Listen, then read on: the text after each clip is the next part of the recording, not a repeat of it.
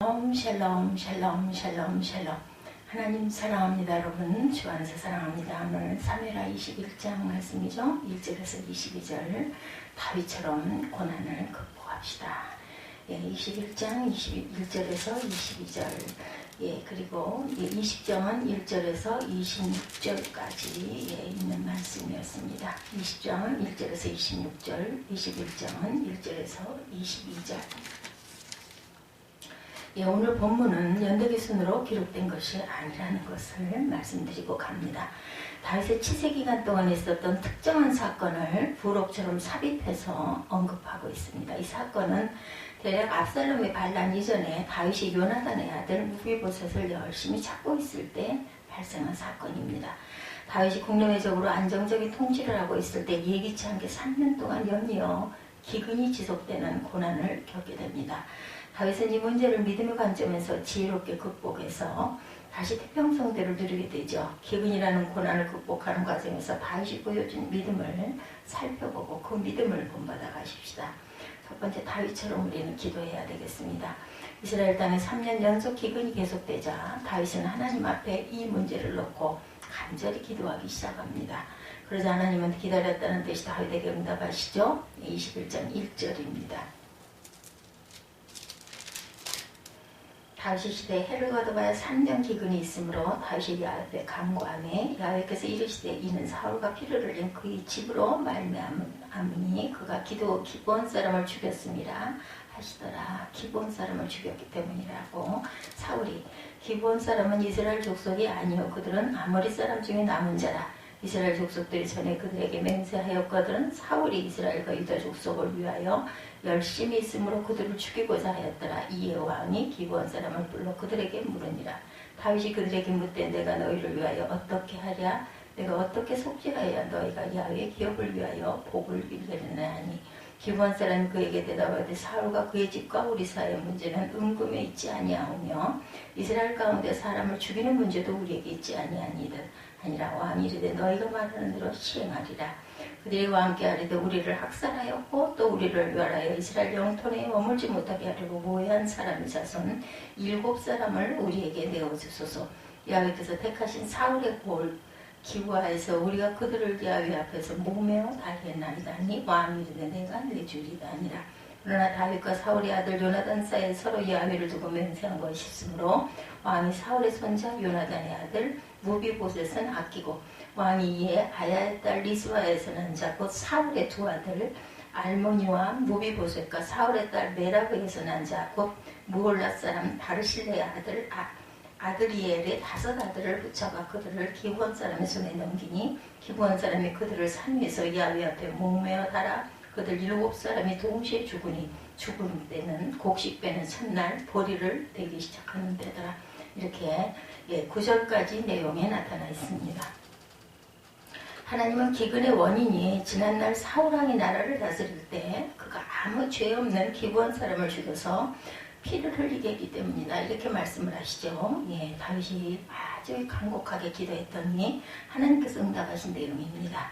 성경에 언제 사울왕이 기브온 사람을 죽였는지 나와 있지는 않지만 그가 잘못된 열심을 가지고 기브온 족속을 대량 학살한 것은 분명했다라는 거죠. 기브온 족속은 가나안 족속입니다. 원래 가나안 족속은 한 명도 살려두지 말고 멸망시키는 것이 하나님의 뜻이었어요. 그런데 기브온 족속은 예외였습니다. 왜냐하면 여호수아서 9장에 보면 기브온 족속은 이스라엘 민족이 가나안에 들어와 하나님의 능력을 힘입어서 승리를 거두는 것을 보고 스스로 살 길을 모색합니다. 그들은 사절단을 이스라엘에게 보냈는데 사절단은 입은 옷과 신발과 소지품을 일부러 헤어지게 해서 아주 멀리서 이스라엘 백성을 찾아온 것처럼 위장한 사건이 있었어요. 그리고 사절단은 말하기를 당신들의 성기는 야훼 하나님의 행하신 일들을 들어 알고 있습니다. 우리는 당신들의 종이 되기를 원하니 화친을 맺어 우리를 받아주십시오. 이스라엘 장로들은 하나님께 여쭤보지 않고 선뜻 그들을 받아줍니다.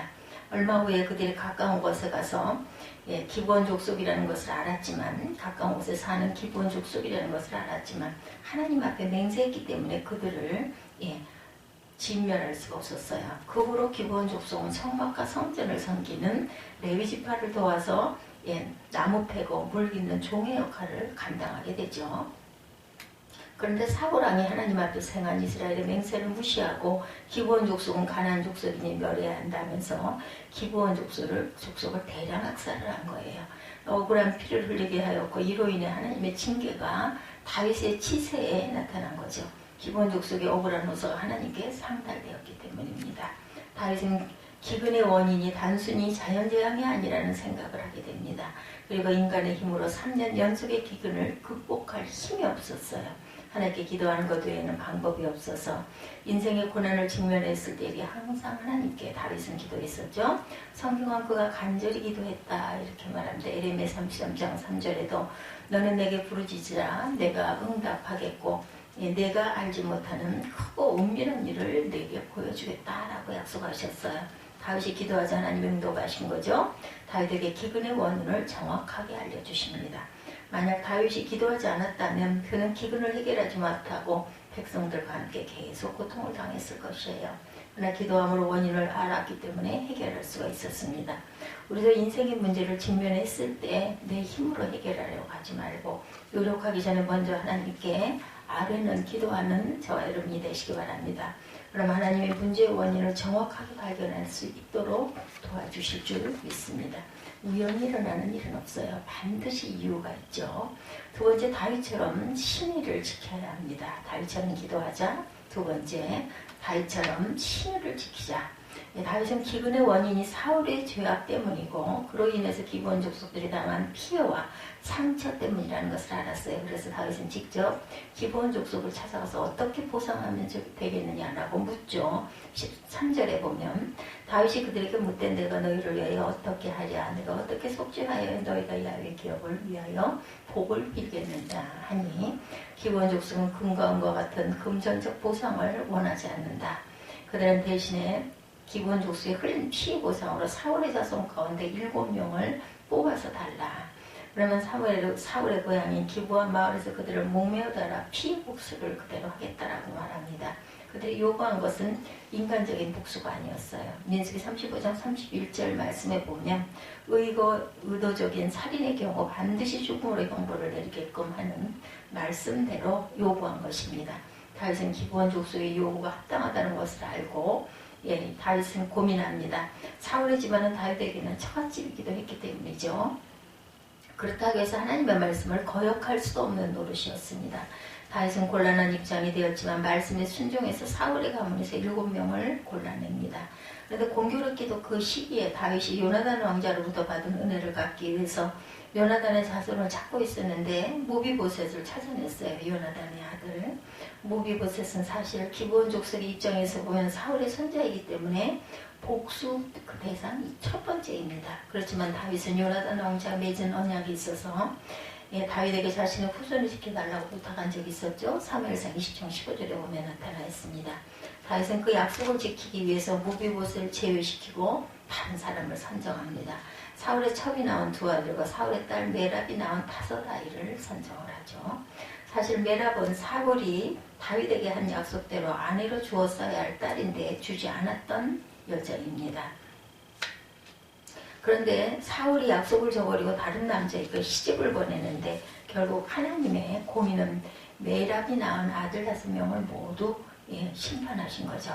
다윗의 입장에서 보면 사울 가문에서 모비보셋의 존재는 다윗에게 가시가 될 수 있는 존재입니다. 모비보셋은 사울에게는 장손이었기 때문이죠. 베냐민 지파가 왕정 복권을 꿈꾼다면 모비보셋은 그 중심에 설 왕제목입니다. 그러나 다윗은 정치적인 계산을 하지 않고 모비보셋을 지킵니다. 그 정도가 아니라 그에게 사울의 재산을 되찾아주고 자신의 식탁에서 항상 함께 다른 왕자들과 밥을 먹도록 배려하죠. 다윗은 이처럼 약속과 신의를 지키는 사람이었습니다. 그는 하나님 앞에 한 맹세, 사랑과 맺은 언약을 소홀히 여기지 않고 끝까지 지킬 줄 아는 사람이었다. 열왕기상 8장 23절에 보면 주께서는 온 마음으로 주의 앞에서 행하는 종들에게 언약을 지키시고 은혜를 베푸시나이다. 사도행전 24장 16절에 보면 이것을 인하여 나도 하나님과 사람에 대하여 항상 양심의 거리낌이 없기를 힘쓰노라 이렇게 말씀합니다. 하나님은 언약을 지키시는 하나님이시죠. 하나님의 자녀인 우리도 하나님처럼 언약한 것, 맹세한 것, 약속한 것을 반드시 지키는 사람이 되어야 할 줄로 믿습니다. 그래서 사도 바울처럼 하나님과 사람을 대하여 양심에 거리낌이 없는 삶을 살아야 되겠죠. 다윗처럼 세 번째는 선을 행해야 되겠다. 첫 번째는 다윗처럼 기도해야 되겠다. 두 번째는 다윗처럼 신의를 지키는 저와 여러분이 되십시다. 세 번째는 다윗처럼 선을 행하십시다. 기드온 족속은 다윗에게서 사울의 자손 7명을 넘겨받아서 그들을 야훼 앞에서 처형합니다. 인간적인 복수가 아니라 율법에 따라 하나님의 공의를 행한 것입니다. 그런데 안타깝게도 사울의 첩인 아야의 딸 리스바는 자기의 두 아들이 매달려 죽는 사형장을 옆에서 지킵니다. 리스바는 두 아들의 시신을 빨리 거두고 싶었지만 그렇게 할 수가 없었어요.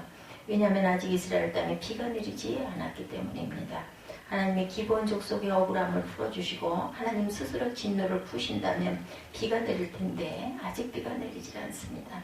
리스바는 두 아들의 시신에 낮에는 공중의 새가 달려들거나 밤중에 들짐승이 달려들지 않도록 하려고 밤낮을 지킵니다. 눈물겨운 모성애가 아닐 수 없었어요. 다윗은 왕궁에서 사람들로부터 리스바의 행동에 대해서 전해 듣습니다. 기브온 족속의 억울함을 풀어주려다가 또 다른 사람의 고통의 눈물을 흘리게 되죠. 다윗에게는 리스바 역시 자신이 사랑하고 돌봐야 할 백성이었겠죠. 다윗은 리스바의 눈물을 닦아주고 사울 집안의 슬픔을 위로해주기 위해서 자신이 직접 움직입니다. 과거 사울이 전쟁에서 패하고 죽었을 때 블레셋 족속은 사울과 요나단의 시신을 갈보아 산에 매달아 놓았었어요. 이때 사울에게 은혜를 입었던 길르앗 야베스 사람들이 사울과 요나단의 시신을 걷어서 자신들의 땅에 고이 묻어주죠. 다윗은 길르앗 야베스 땅에 가서 사울과 요나단의 유골을 가져옵니다. 그리고 기브온 족속의 원한을 풀어주기 위해서 죽임을 당한 7명의 사울의 자손들의 유골을 거두어서 사울과 요나단의 유골과 함께 사울 가문의 묘지 위에 안장해 줍니다. 그런데 바로 이때 하나님 이스라엘에 내린 기근의 재앙을 중단시키고 비를 내려주셨어요. 3년의 기근이 끝이 납니다. 하나님이 언제 비를 주셨어요? 기브온 족속의 원한을 갚기 위해서 사울의 자손을 처형한 후가 아니고 다윗이 두 아들을 잃게 되는 리스바를 불쌍히 여기고 사울 가문의 슬픔을 위로하고 유골을 고이 안장해준 이후였다라는 것. 리스바는 사실 남편 사울이 죽고 두 아들을 의지하며 살아가던 과부였습니다. 기브온 족속의 원한을 풀어주기 위해서 사울 자손이 죽는 것이 마땅하지만 하나님은 과부였던 리스바의 눈물을 다윗이 닦아주는 것을 간절히 원하셨고 다윗이 그렇게 했을 때 기뻐하셨던 거죠.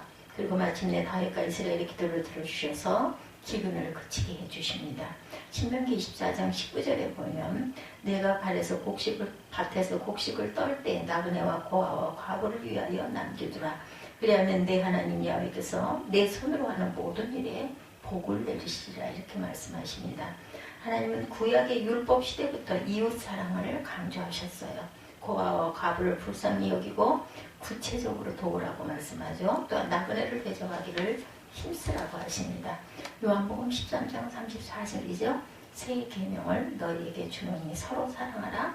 내가 너희를 사랑한 것 같이 너희도 서로 사랑하라. 예수님도 우리가 예수님을 본받아 서로 사랑하라고 교훈하시고 사랑을 실천할 때 비로소 예수님의 제자인 것을 증명할 수 있다라고 말씀하시죠. 또한 우리가 선을 행하면 그 선행은 때가 이르면 반드시 열매를 거두게 된다라고 성경은 약속하고 있습니다. 갈라디아서 6장 9절이죠. 우리가 선을 행하되 낙심하지 말지니 포기하지 아니하면 때가 이르매 거두리라. 그러므로 우리는 기회 있는 대로 모든 이에게 착한 일을 하되 더욱 믿음의 가정되게 할지어다 말씀합니다. 우리가 선을 행하되 낙심하지 말지니 포기하지 아니하면 때가 되면 거두리라. 그러므로 기회 있을 때 모든 이에게 착한 일을 하되 더욱 믿음의 가정들에게 더욱 하라 말씀하죠. 하나님은 다윗이 기브온 족속의 억울함을 풀어주신 선행을 기뻐하셨어요. 그뿐만 아니라 그 과정에서 불가피하게 슬픔을 당한 과부 리스바를 사울에 가문 사람들이 눈물을 닦아주고 위로한 선행도 매우 기뻐하십니다. 만약 우리가 하나님의 말씀대로 이웃을 사랑하고 선행과 자비를 행한다면 하나님은 그 행위를 낱낱이 기억하시고 우리에게 반드시 상을 주실 것입니다. 이 땅에서도 상을 주시지만 하늘에서는 멸류관의 상을 주시죠. 선을 행하는 저와 여러분이 되시기를 주님의 이름으로 축복합니다. 다윗은 3년 기근이라는 국가 최대의 고난을 직면합니다. 그런 이 고난을 하나님 앞에서 간절히 기도함으로 극복합니다. 두 번째는 신의를 지킴으로 고난을 극복했고, 셋째는 선을 행함으로 고난을 극복하죠. 우리도 다윗처럼 인생의 고난과 위기가 왔을 때 다윗처럼 간절히 기도하고 언약을 지킬 줄 알고 이웃을 돌보고 선을 행하는 믿음의 자녀들이 되시기를 주님의 이름으로 축복합니다. 기도하시겠습니다.